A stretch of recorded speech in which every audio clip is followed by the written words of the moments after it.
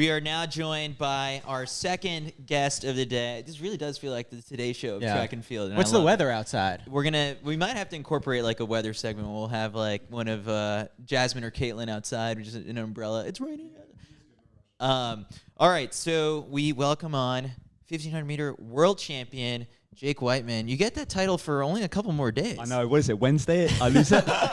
Also, and we brought in David. I thought you were about to announce David. I was like, David won world championships too? Cheers, man. No, it's cool. I feel as though there should be like a WWE belt that we pass across, like a ceremony or something for it. But or we just have a Royal Rumble instead of this running nonsense. Better way to settle it. So how are you feeling? I mean, unfortunately, not competing in the 1,500. Maybe you're sneaking into the media mile or the media 800 out here. That's the rumor. But, unfortunate scratch. But you're working your way back. How are things going? Yeah, I'm back running now. And it's, as you guys probably know, it's the post-injury return to run with walks. So make sure. Are you walking out here?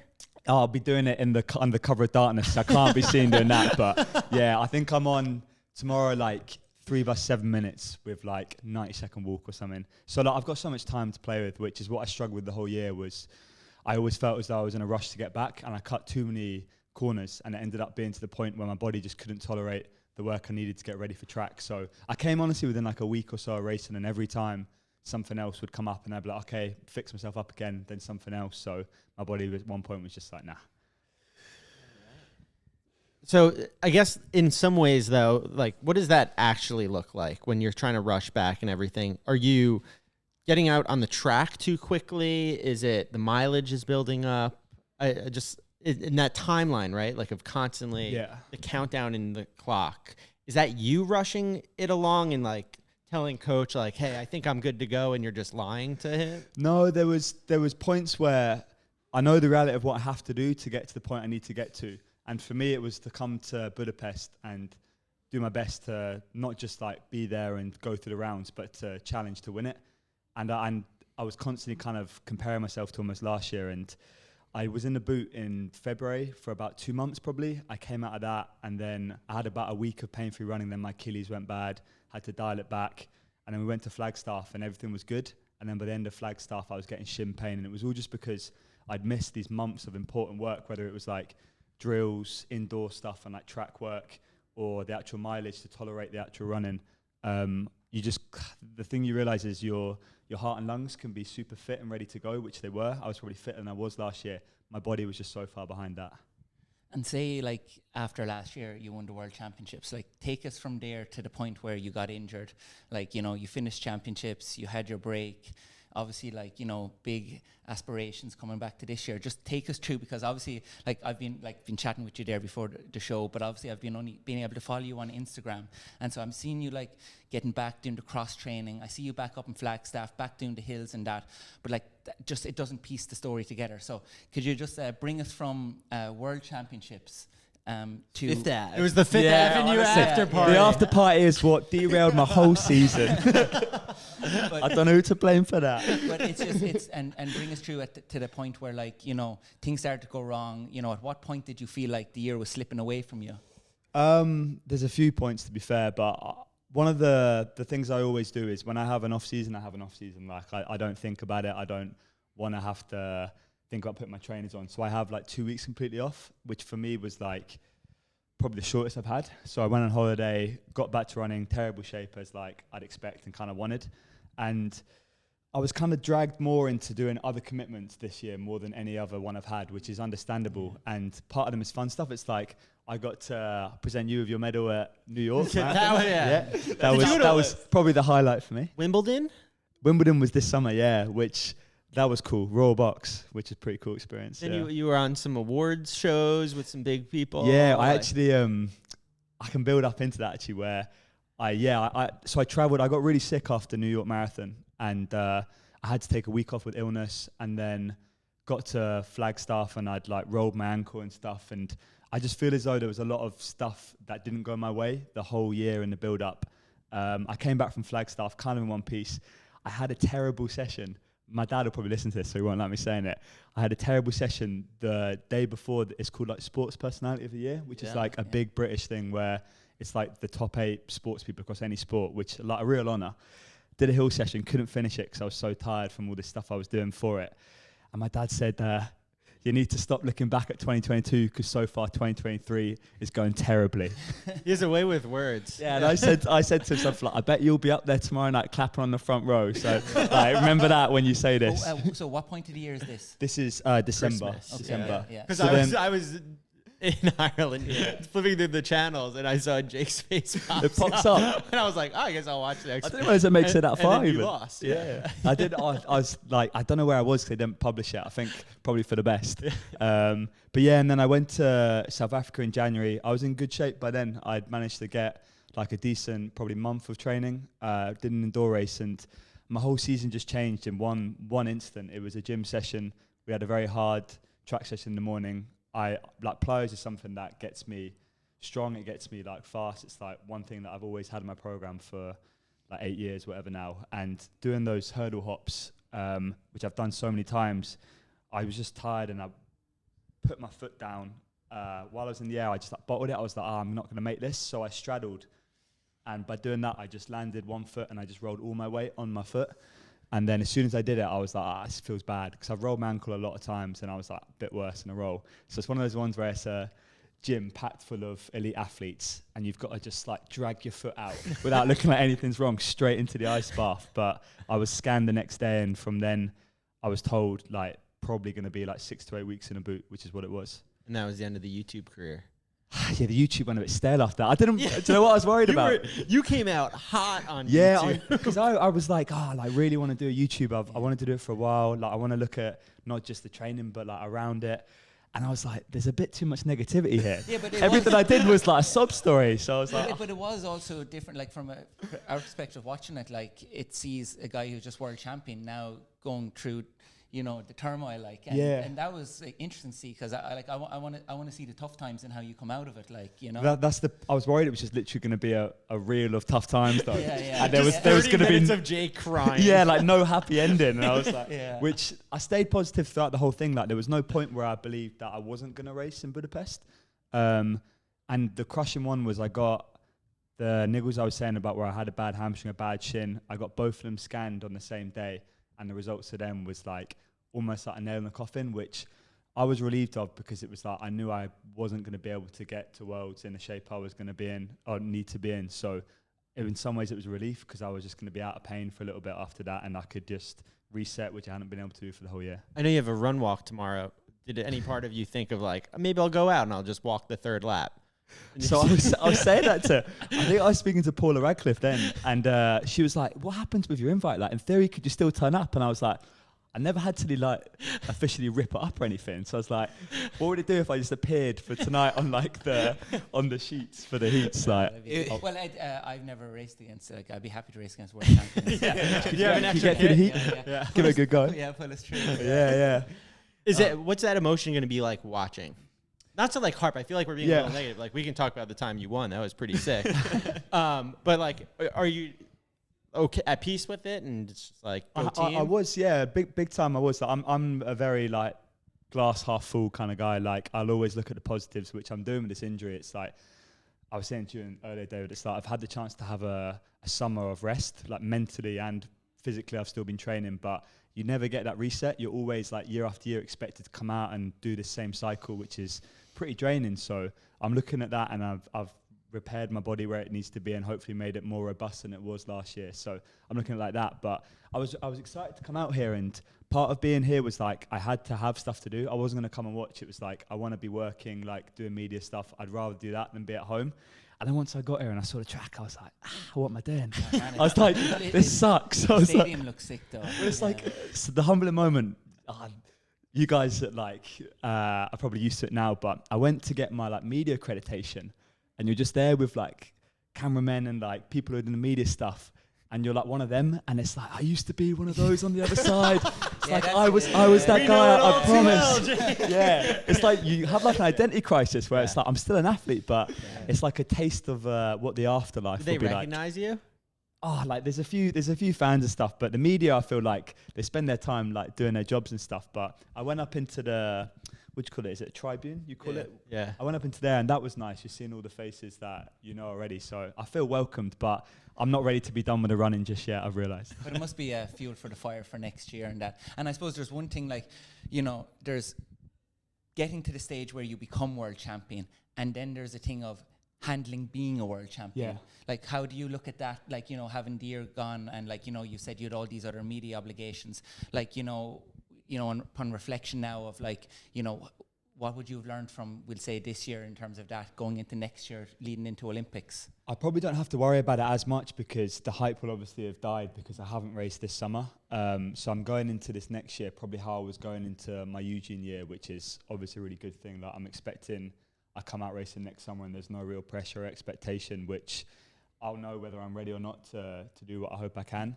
I just need to make sure that my rest is my rest, and I'm always very good at being focused, like when I have to be. And last year was probably the most I've let that slip.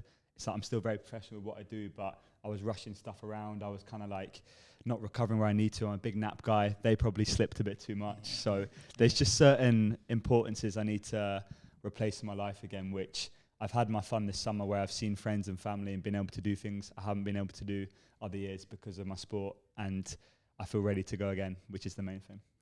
How are you looking at this 15 field? Just kind of now you get to be like the observer, the fan, and watching it. It's like, obviously Jakob has put on a clinic each time out. I don't think anyone has ever been more pissed off about one thing than he is about losing to you. Man, he won't even mention your name. Well, it's like Voldemort or something. Yeah, the one they don't mention or whatever. He just won't mention anyone's name. Like, it's eating him. It's probably eating him that you're not out there, man. Do you know, it was my friends I saw the other day, and loads of them, coming out to watch, and they were speaking about it, and they were like, what could you do to still upstage Jakob? And they were like, my girlfriend's here, they were like, imagine if you got in the middle of the track, like propose to her straight after, like if Jakob wins his 15 title, like what can you do still?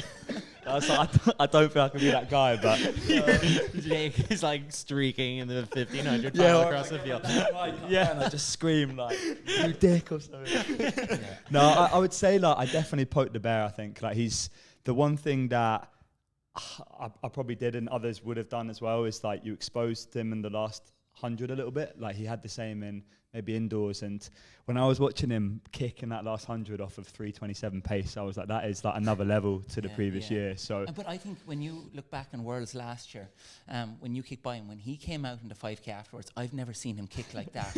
I've never seen his arms pump so hard last 120. So I definitely think you woke him up. Like I think so. It's still beatable. Like I'm still optimistic that I can give him a good go next year. Oh, I was going to say today?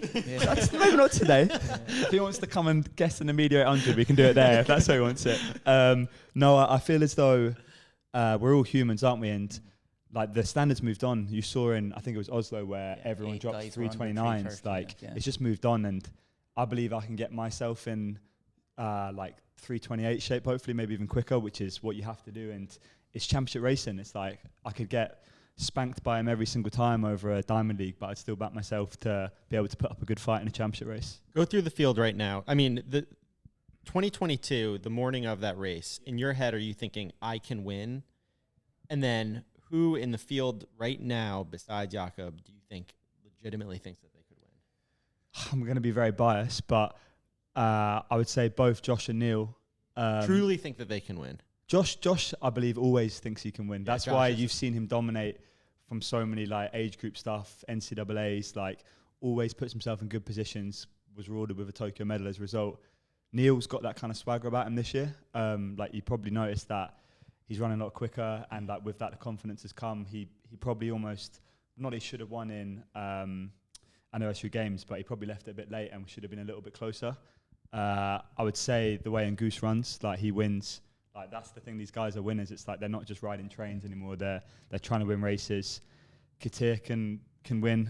There's a lot of guys, but the saddest bit is the one that believes the most that they can win is probably going to be Jakob. So I would say that someone just has to make an impact on a race and not let him run it his own way, which is what I would be doing if I was there. It's like, you know exactly what he wants to do. And so just how, like... Yeah. And no one ever elbows him. Like, no, it's literally, like, you almost need, like, a sacrificial, like, lamb, don't you? Yeah. To just, like, ruffle him up, like, I don't know, slow it down. Like literally get in front of him again, slow down, break the rhythm. Yeah, just something, but also like But someone. you need someone to sacrifice. Yeah, and themselves. someone has to go past them at some point. It's like you need to make an impact in a race, but it's a lot easier said than done, right? Course, And can't discount like someone like Cherry. You don't know how he's going to be going. And I think the biggest like novel like drama like tale would be if Nordas could come out and beat Jakob, coached by Gert. That's like film stuff. If that happened, that isn't is, it? Yeah. And I think he will be massively hungry for that. Like that's what he's dreaming about. That. I want a camera on on the dad. Yeah.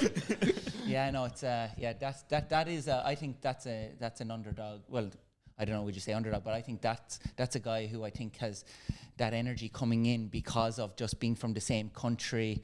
I think that's a type of energy that could come true to something special here. Yeah, and the thing that's I love seeing is people have been in hiding for like a month almost. You don't know whether they're better shape, they've had niggles, they might be more injured. It's like you'll find out tonight how people are really looking, but some will be keeping their cards close to their chest. So yeah, you don't know who's going to be a surprise package. Yeah, so the qualifying we saw tonight or this morning, the 1500, 6 straight top big Qs. Mm-hmm. Are you for that? I think the question a lot of people had is like, well, now everyone's just going to jog because time won't matter. And then they all ran like 4:01. Yeah, crazy. So it's like they hadn't got the memo or something, right? It's like, you don't have to do this. Yeah, it's like I hope someone's told you that it's changed. But I'm the guy that snuck in on the smallest queue in Doha to the final. So I can say I've been on both sides where nobody wants to be like a fastest loser, whatever they call it now. You're all trying to get automatic qualifiers. But I think the main thing it would do is it would just ensure that you have to be switched on in those heats. Like you can't afford to be complacent and switch off because you're done. Like you don't get a second chance. Like next year in Paris, they're giving second chances with those repechage rounds. But what do you think of that? I don't know. I just don't really understand it. I don't know who it's for, whether it's for spectators, whether it's for the athletes, because I don't believe any athlete really wants it. So whether it's a chance for the TV to get more like track time and more coverage, like that's all I can see. But I don't know whether you could play the game and say, this is a hard heat, I'm going to just chill and then come out in the evening or whenever it's the next day and run like... Versus the tired, slow guys. Yeah, which like you have to back yourself like to get 4 races and still be good by the final. But like really dog that first one. Yeah, imagine somebody's going to try, aren't they? Yeah. Walk. Imagine, is there like a fair play rule or something? Just like, what a turnaround! This guy ran 5 minutes. So first use round. the heat as a shakeout, like literally just cruise around. But I think my thing because I had to speak about it this morning when I was doing World Athletics, like stream stuff, and I think if you're taking away pacemakers for championship racing, which is how it's always been, take away any element of time. It's like you want it to just be like I like the fact that it's just flat out racing. Like the first 6 are going. There's no ifs and buts. There's no we're the 3rd, 4th heat. We can watch to see what times are coming through. It's like we know that we have to beat everyone that's on paper in our heat, and that's it. And I suppose it's fair for the people who are in the 3rd, 4th heat. Like, like because it does, the people in the first heat. I would say the 3rd, 4th heat, they would say it's very fair. Because that is a disadvantage, and even if it isn't, it plays on your mind. Yeah, and it's definitely the higher the distance, the more impact it has, because you can just get a bigger spread over that longer distance of racing. Like the 15, I would say it would have been touch and go, probably whether you could have kept them the same, because, I don't know, it was like you'd always historically have it where it was very close, and they wouldn't always, maybe you guys could tell me otherwise, but I believe there was like a spread of fastest or small queues coming from different heats rather than just one, whereas... Depends on the event. In the 5K, it would be like everyone coming out of... Which the 5K, I would look at that and be like, that had changed, didn't it? There was a point where you couldn't keep going like that, otherwise it was just luck of the draw, literally. Do you have any really hot takes, revolutionary ideas that you could propose to World Athletics? Like, we've got the Q thing now, and that was really well received, right? Yeah. Like, I think that was kind of... Yeah. I mean, do you have any ideas? What about everyone, rather than the repa, how do you even say Repechage? Repechage, yeah. Repage. You could do like an obstacle course race. An Obstacle course race. Just add to the like excitement of it.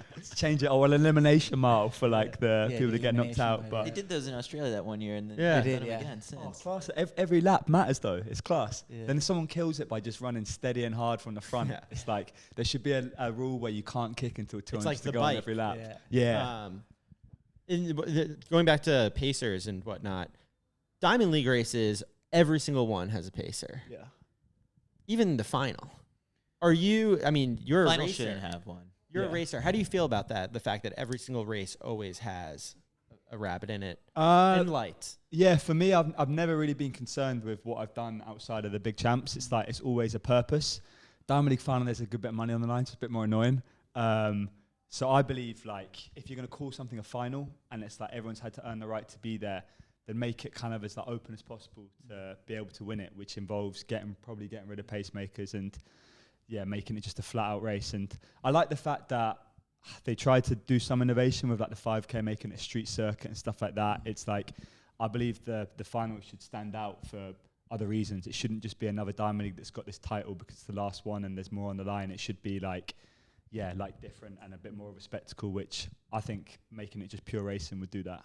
Yeah, I think then that obviously the pacers, from your point, like, you know, you need a couple of races to probably get your best one. So you need a couple of hard races to run. Like you need to run 3:30, 3:29, maybe a few times to get that 3:28 and faster. And that's when the race has been strung out, help you there. Like, and then you have your championships where you can kind of see who's the best championship racer. Yeah, and it like just favours otherwise the fastest person in the field every time. Say if you've got a world record holder who's run, I don't know, it's like 3-4 seconds quicker than somebody else. It's like, well, they're obviously going to want it to be run as quick as possible. Whereas like make it as fair as it could be and just give everyone a chance to make it as entertaining for the spectators as it could be as well. Do you have predictions for the 1500 final? Gold, silver, bronze? Scotland. I would love to see it.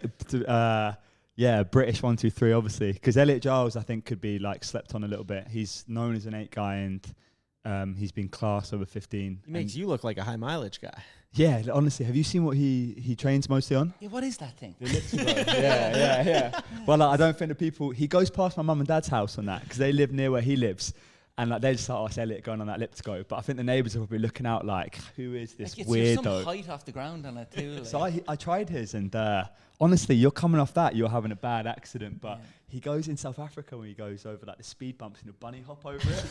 Yeah, it's crazy. And he'll go to the whale up like hill reps on it. But it shows, and I'm like a big advocate for it as well because I've had to do a lot of it this year. And it's like aerobically cross training can supplement, and if not enhance, like.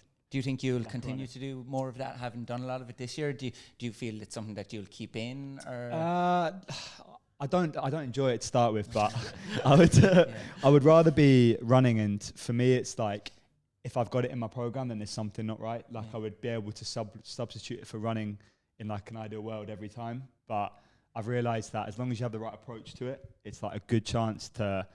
You increase your like hours almost because it's like I would do 10 hours of cross training, whereas I would never touch that sort of volume running wise. But like I say, that you can't substitute the impact and the difference in what it does to your body. Whereas like Elliot, he's found like a real good middle ground where he can balance his cross training and running, so he gets the quality from the running and then the like aerobic work from his elliptical. Lead up to Worlds last year, you kind of put yourself out over cross-country races and 3Ks and stuff like that. Obviously, that extra strength helped a bit. You came off injury this year now, so like, do you find you're a guy that like the minute you stop running, you just go unfit? Like I've got a good approach to it, and my mum and dad are blessed me with good genes that I don't put weight on too easy. Okay, So like, do you think you'll get back to that sort of again this year again? Like maybe throw yourself into a cross-country race? Yeah, my dad sets me. This is the way he thinks. So like, he set me even. Like probably the week after I knew I wasn't going to race this summer and come here, sent me a schedule and it had all the way through until like Easter, and it had cross-country races already planned out. When are you actually like towing the line again, even if it's a local? Yeah, like what's the penciled in? Yeah, like I think. Do you guys know what park run is? Yeah. Yeah. So I think a park run will be the Dizzy Heights I'll be debuting at, and then Butchie has like the park run record. Yeah, he's got the world record. World and record. Do you know what's brutal is like I'm sure Butchie's still got a lot to do in his career, but at the end of his like when his retirement comes, people will be most in awe of that park run world record. Honestly, I went to once. It was a they were doing like a give back thing. It was like if you were funded in the UK, you went to park run and you helped out. And I had to do like a talk before. And when they introed me, it was like the year 2018. So they're like, oh, he won a bronze at Commonwealth and Europeans over 1500, like tumbleweed. Like no one said a word. And they're like, and he's run a 1502 park run. And they went, whoa. It's like 1,000 people like going nuts for me. And I was like, this is just the world we live in now, isn't it? It is, yeah. That's amazing. Well, Jake, we appreciate you taking the time for this and sitting down with us. So maybe you're going to run the Media 800 What day is it on? Tuesday. What are you What favorite? are your predictions for these two? So, have you two raced ever or like trained together? a little, Well, 2 weeks ago we did a session together, but you know, What was the that- one was bit of that speed in it, outcome? he left me for dead. So he's been doing Okay. double threshold training for the last like 2 months. He ran 90 miles a week. Yeah, to but you prep dropped for you an sub 800. 15 5K, I but I run don't know what. 30 miles a week, but like once a week I go to the track and stuff. Yeah. I think My like, money's probably on Carl. If I'm no, gonna be man, honest I with you. That's 100% agree. 100%. I've people I don't messaging know. me saying like, "Oh, my money on you." I was like, "Man, 800 is as just much lactic as is fitness. I'll go through in 60, man, and I'll be like this gun down the back straight." What could you I'll be do? rigging. Like right now, you reckon? My goal's 155. That's good. Is that a media record? No, I don't think There's so. a guy in it who's ran 153, 154. Yeah. Is there from Some people still train. I think that you should only be allowed to train the month leading in. It should be like you don't take it too seriously, mate. Yeah, Like yeah. do like a month and like Well, cram all right, it. well, That's David what it went to should be. bed last night at 8:30 because he had to get up to run today, and I stayed out till 3 a.m. So I just feel like I That's jet no lag on excuses myself. coming in already. I hope not. So David, is definitely I taking it a did little 8 too by a mile seriously. this morning, Yeah. so yeah, I don't want to be backing off for this. No, whole you need to concept. you need to taper now. I Yeah, think. no, It's 2 fine. days now of just What nothing. shoe choices? What are you going for? Asics, baby. Oh yeah. So, God help you. Nah, I might try and come down though. That'll be a spectacle. I look forward to that. Your dad calls it. Does he? Does Yeah. he? You should get to do it. To be Yeah, fair, yeah. I once watched him try to break. He was trying to break sub 220 for 800 when I was a kid, and he eventually realised that was not happening. So he did sub 70 for 400 at the age of like 48 or something. nice. Wow. Yeah, nah, not Well, great. I officially this summer I officially turned a master. Were you 35? 35, yeah. Oh mate, you could Yeah. chase some records. just there. not so master. that's why I'm getting back into it, man. Yeah. Yeah. Yeah, it's a bit. I'm not far off it. It's a bit demoralising. Like, that's when you. I get know, yeah, called but a when you've master. been out of it for so long and you realise there's no point looking in the past, like you know, Yeah. like You're yeah. eyeing up the vets. Not you, Yeah, Jake. yeah, You're yeah. doing. No, it's like, you're doing yeah. great. I'm alright still, am I? You're eyeing up vet 60s already, are you? And Getting ready. If anything, man, it just keeps you fit and healthy. So. I hope, yeah. Are you going to be the guy, the vet 90 where everyone's like, Yes, I want to be watching you running till going the day I round, die, yeah. man. I want to be averaging 80 miles a week till the end. David why I died get- doing what he loved. Yeah, Yeah. that's why I get on this threshold train now. Control it so it goes for a long time. Yeah. Yeah, that would be good. Yeah. We'll look Oh forward my to seeing that God. for a long time. All right, Jake. Well, we appreciate you, and we'll see more of you through. No, thank you for having me, guys. It's been good seeing you again. Yeah. Cheers, man. Awesome. Great.